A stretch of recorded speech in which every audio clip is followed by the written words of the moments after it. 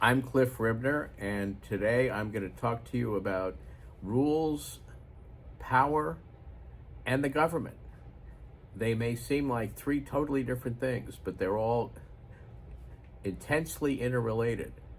There are always rules. Anytime human beings interact, there are rules.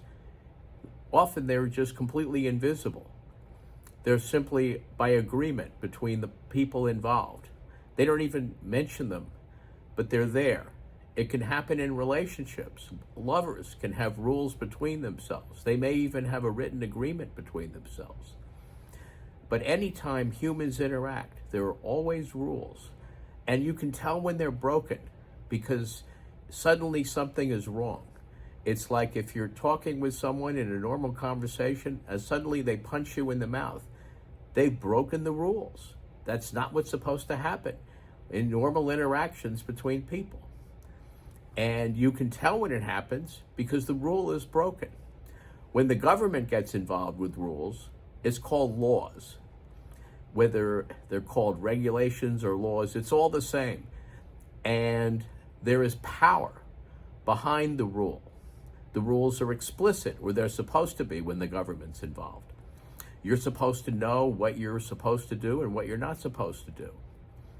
And the whole subject of the different types of law is a completely different. I'm not going to get into that today, other than to mention that there are basically two types of laws. There are laws which operate after the fact and laws which operate before. And what I mean by that is there are laws under which you can be punished or be forced to pay someone money if you violate them. But it happens afterwards. You don't have to ask permission from anyone to do something.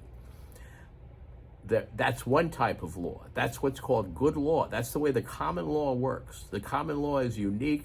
It was developed in England over the centuries. It's what we call, it's things like tort law, which a tort is a civil wrong. It's when someone harms you, you can sue them and they have to pay you damages for the wrong they did you. That's what a tort is. Criminal law it's criminal law, like burglary, robbery. That's part of the common law. It was developed over centuries by judges in Britain, applying the Ten Commandments to real life situations. That's the way it was developed.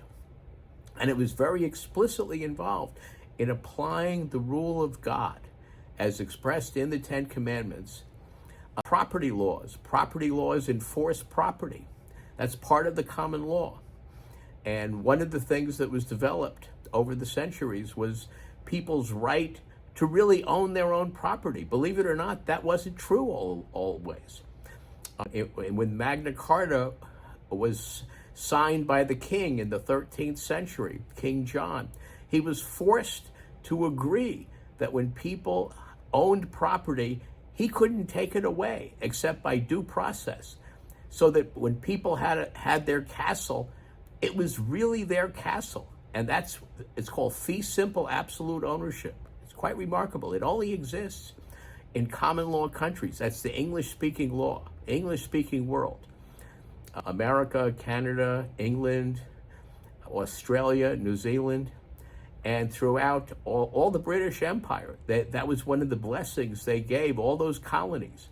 Anyway, that's a whole different subject. And there's the other type of law is law which is a prior restraint, where in order to do something, you have to go and ask a bureaucrat for permission.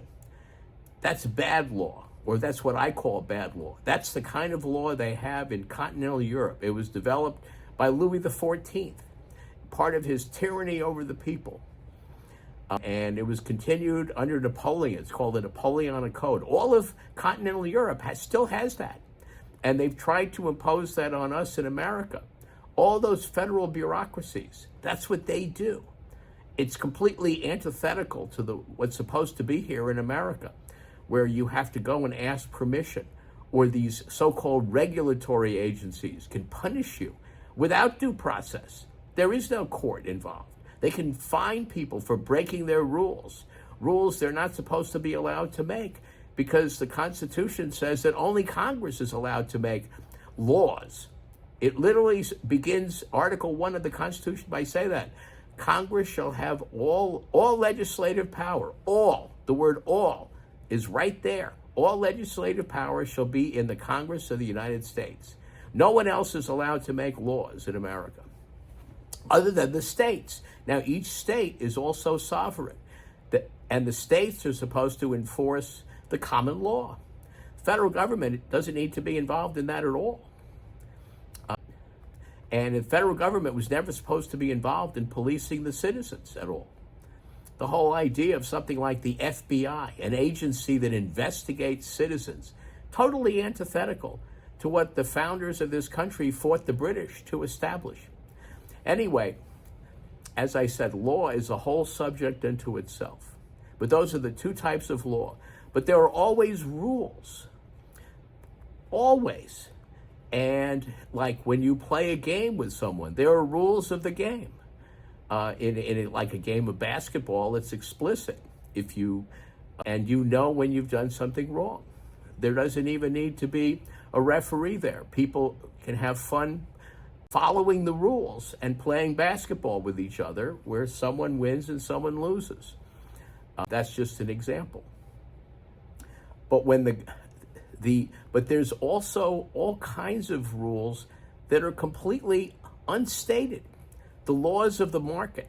And this is where, as I said, I'm going to talk about rules, power, and the government. When the government gets involved, it has the ability to punish you. It's called the power of violence. And that power is potentially there whenever you're dealing with someone else. If they're a bully, they have implicitly the power of violence over you. And it's called the law of the jungle when it's just between two people and there is no government enforcing it.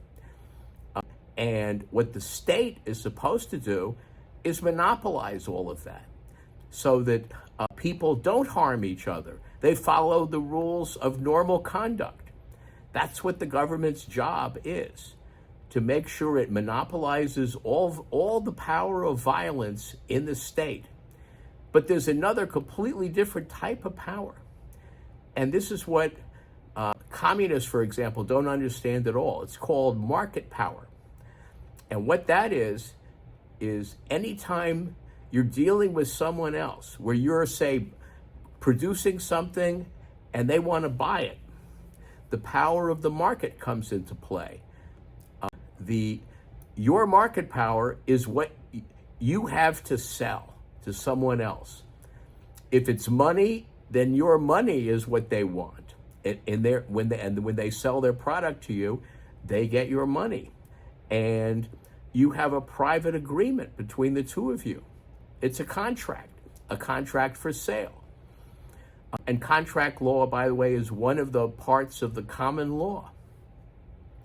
It gets enforced after the fact if someone breaks the contract.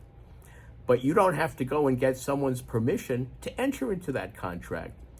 Except in America now, you do for most contracts. You literally have to go to some regulatory agency. For example, if you want to buy a drug from a pharmaceutical company, they have to get that drug approved. That's why it's so expensive.